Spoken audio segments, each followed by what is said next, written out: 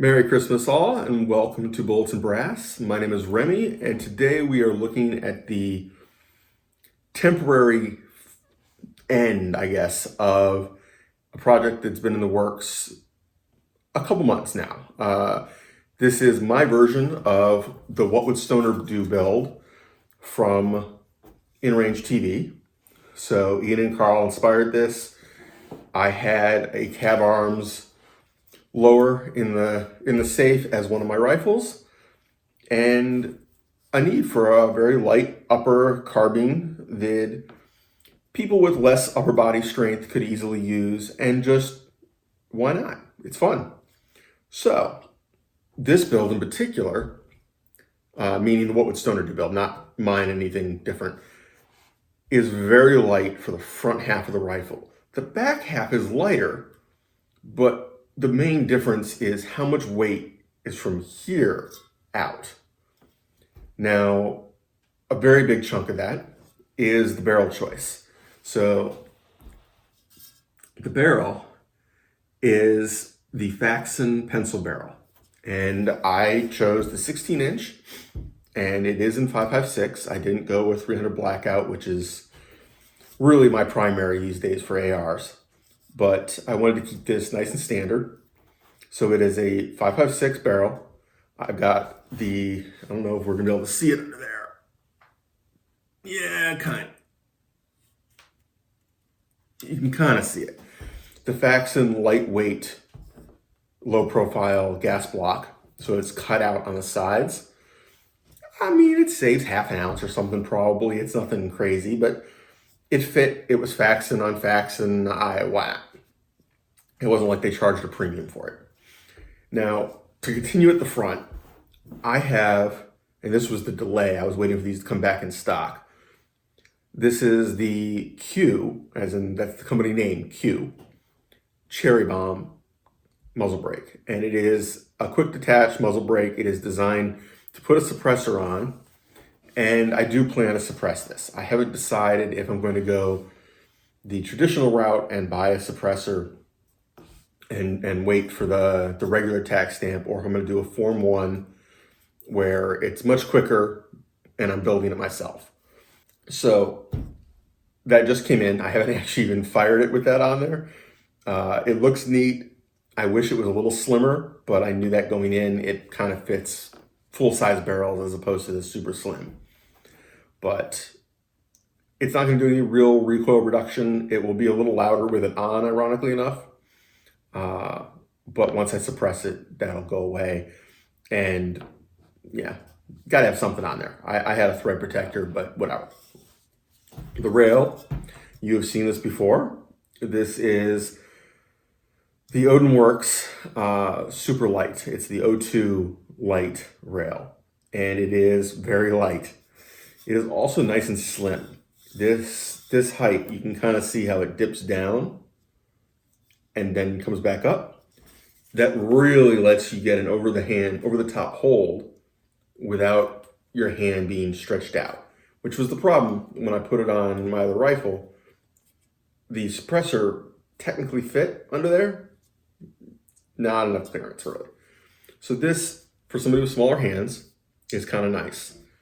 I'm still sure that most of them are gonna be back here like this. They don't have the arm length, but at least with the extra weight reduction, the chances they can get a better hold out here are higher.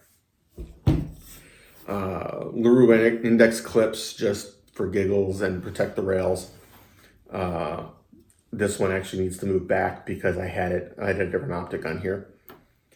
I do have the Bravo Company M-Lock strips to protect the openings and give a little grip and protect my hands, because one of my complaints with the Odin Works, it's sharp. Their machining really could have used a little more time in a deburring tumbler, and really would have benefited from that. Coming to the back. Geisley airborne charging handle. I bought one for my other rifle, loved it, ordered one for this one. Standard safety.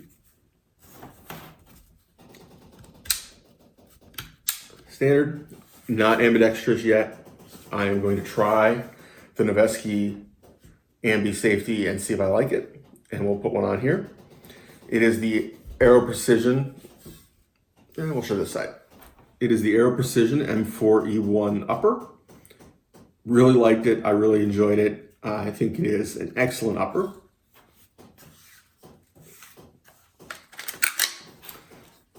And American Defense bolt carrier. Now, none of that is special. If you're curious, my words are not working. Haven't even started holiday drinking yet. The buffer is a Spikes ST2T, I think it is. It's their heavy tungsten buffer.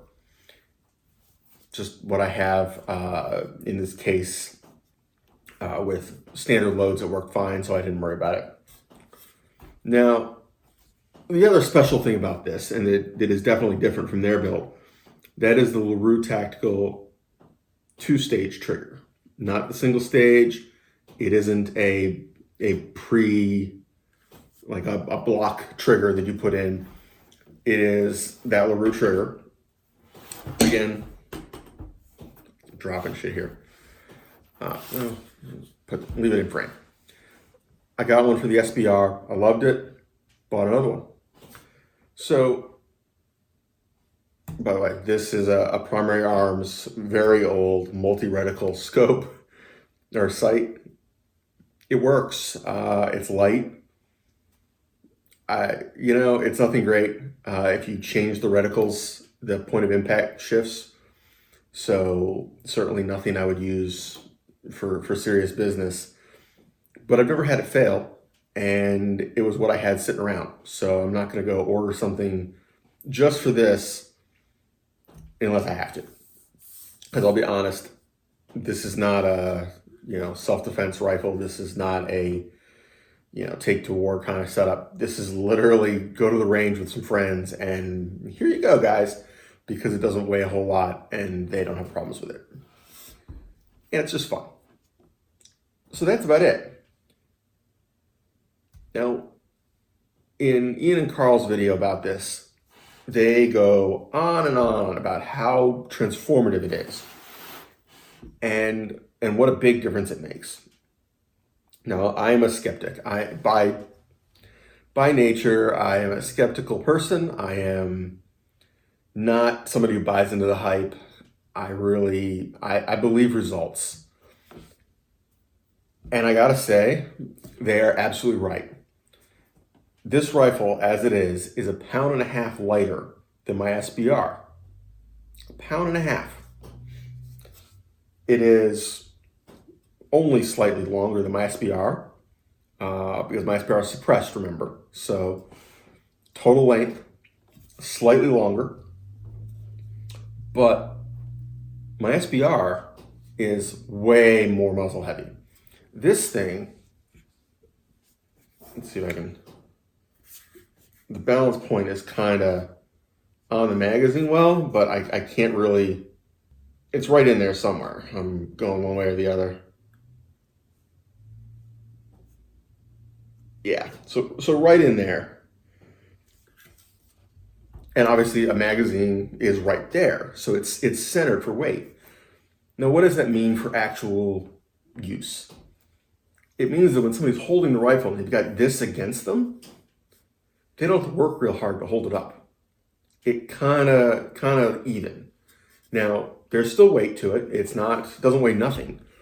But if you're used to a traditional AR-15 or traditional rifle of any kind, there's a lot more weight coming off your offhand than on this. It really is noticeable. When you pick this up, it is very, very noticeable how light it is. If you're interested in saving some weight, this barrel, the Faxon pencil barrel, and get a really light rail. Those two things really change the feel of the rifle. It's not all about the total pounds. Those don't hurt. Certainly, shaving off weight overall is good.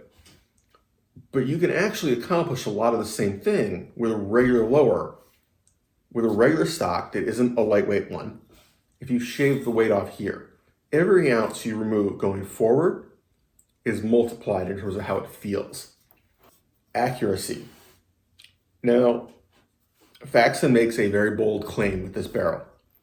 They don't claim it's a match grade barrel. They don't claim it's super accurate. What they claim is that as it heats up, your groups won't change. You won't have a massive difference in point of impact. You won't have a massive increase in group size. That, within reason, I mean, obviously any barrel that overheats is going to have issues. But just your first shot to your 20th shot is not crazy. They are not full of it. They absolutely pulled it off. The stress reduction, the stress relief on this barrel is excellent. We shot, I'd say about 100 rounds. And the groups at the beginning and the groups at the end of that could not tell. They were never outstanding. They were never bad. They were about what I expected for the ammo we were using and the optic we were using. If we were going to get better groups, it probably would have been the optic first and then better ammo, to be honest. A 2 mil dot at 100 yards is, 2 inches, and we had like 2.5 inch groups. So the groups didn't change. We did a lot of shooting. I never had to like re-zero the rifle at the end because we couldn't hit things. We shot out to 200 yards with it. The zero was fine. It was, hold a little higher and you're fine. I gotta say I was impressed. I definitely am going to be in the market for another one of these in 300 blackout because I want to build a full length barrel, 300 blackout upper, and probably suppress it as well. Honestly, it will probably look a whole lot like this in 300 blackout. Most likely I will change the rail, but I might just get a different color. That might be my answer to avoiding confusion over which one's which. So that is it. I'm definitely loving it. I think that the guys are onto something with this, and that if you don't need the extras hanging off your rifle, if you don't have a need for every little extra ounce, you don't need a heavier barrel.